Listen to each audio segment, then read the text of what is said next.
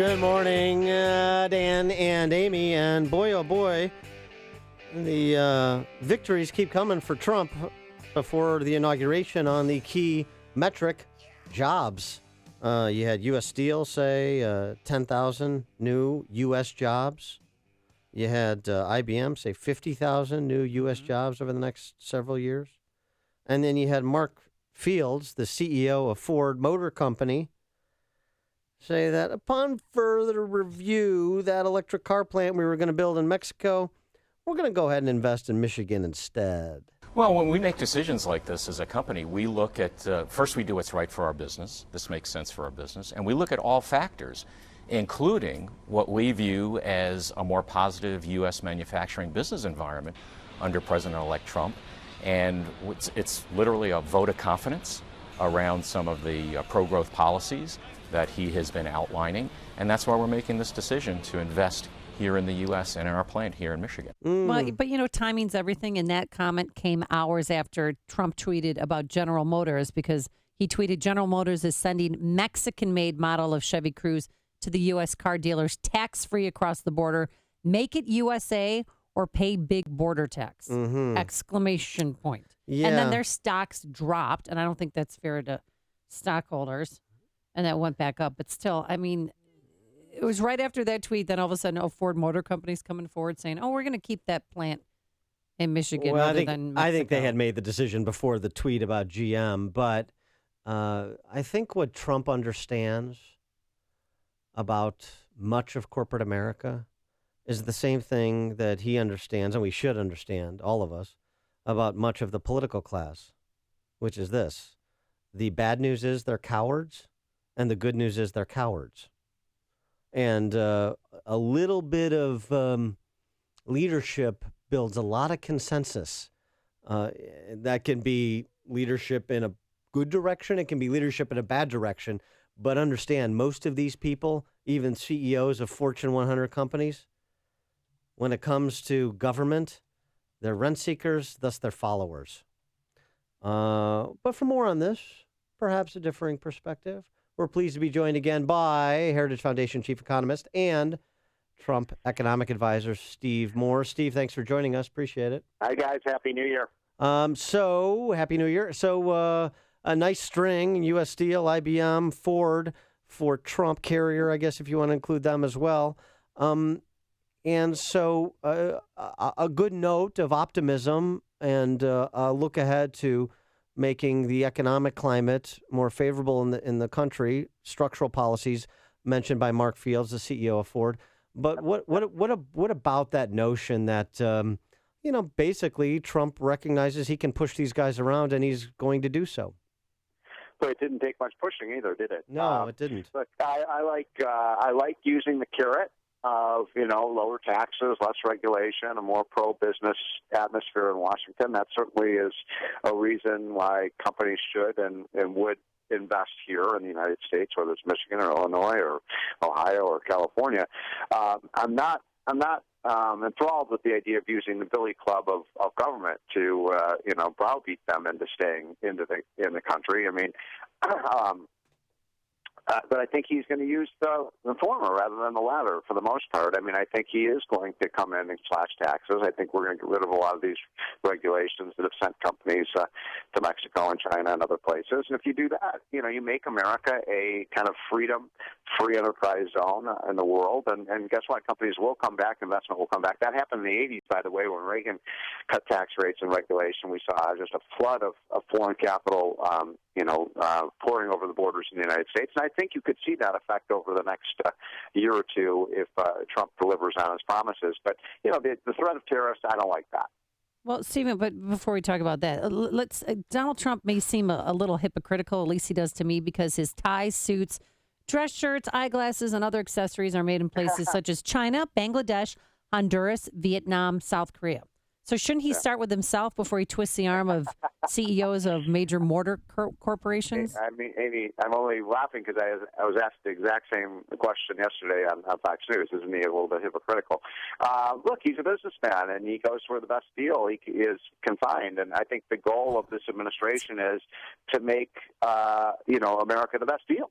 you know. And Well, is he going to start making his products in America?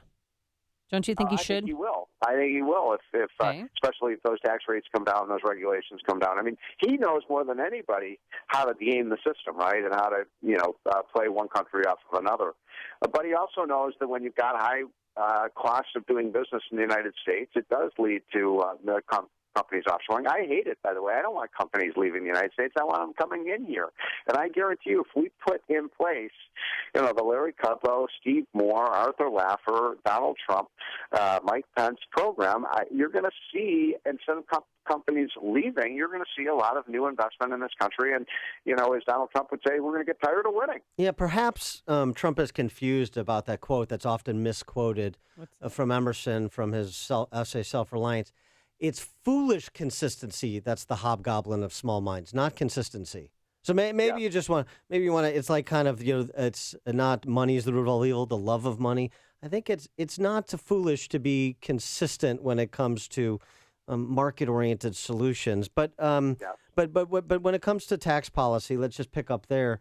You had Mike Enzi, senator from Wyoming, move a resolution to repeal Obamacare yesterday. How soon are we going to see Paul Ryan consummate his promise to deliver for the American people when it comes to those structural tax reductions you just described? Is that going to be like, not first 100 days, but before the month is out? Good question. I mean, I just think the sequencing of all this is still up in the air. I want to rush out of the gates on January 21st with a business tax cut that slashes those business tax rates and starts bringing this money back to the United States. We also have the repatriation, allowing companies with that $1 trillion or two overseas to bring it back to the United States at a 10% tax. And if you do that, I think you get instant results. And look, I think the economy is very fragile right now. And I think, they need to burst out of the gates. And there's something to be said, Trump has a honeymoon period, as every president does. And he's got to use that period to ram through as much of his pro-growth agenda as possible. So I don't want to wait, Dan. I want to get it done. By the way, there's this idea, we can't do health care reform and tax reform at the same time. Why not? You're saying you can't walk and chew gum at the same time? Right. Come on. Yes, we can. We can do both. And on the issue of health care reform, now there's another debate within that debate, which is, should you repeal if there's going to be a delay for the replacement, or should you wait till you have repeal connected to replacement? What's your view? That's a tough one, too. I mean, first of all, I think we're making this way too complicated. It's not that complicated. To rip the heart out of Obamacare and to bring prices of health care down, you just do a couple things right out of the gate. First of all, you get rid of what's called the mandated benefit. That's the thing that requirement that everybody has to get the same package of 30 or 35 health care services when you buy an insurance package. And that makes insurance really expensive because you can't kind of pick and choose what you want to be covered for. So get rid of the mandated benefit program. That's going to bring health costs down almost overnight. Get rid of the individual mandate, and then just give people a voucher instead of Medicaid. Just give low-income people a $5,000 or $6,000 voucher to go out and buy health insurance. They'll get a much better package that'll actually save them money rather than Medicaid, which doesn't improve health care outcomes at all. And what I don't want to see happen is people thrown off of their health insurance plans. You can't create havoc. You've got to keep stability in the market so that the last thing Republicans want is headlines, all these families are losing their health coverage. So do it in a smart, systematic way. Get rid of the worst parts of Obamacare first, and you can do it in a way. And the other feature of it that's so important is allowing people to buy health insurance across state lines. So if you live in Illinois, you could buy a package in Indiana or Iowa or Utah, and that substantially increases the amount of competition. And we know, as economists, right, Dan, that when you have more competition, that drives down prices. Yep. And improve services. Yeah, because right now it's not affordable. I mean, look at Arizona. It's a 116% increase. And even Bill Clinton called it crazy, what's going on. But all my friends keep asking, well, when is this going to take place? How long is this transition period going to last? And will they be covered until there's something new? Yeah, people are going to get covered. They're not going to lose their coverage.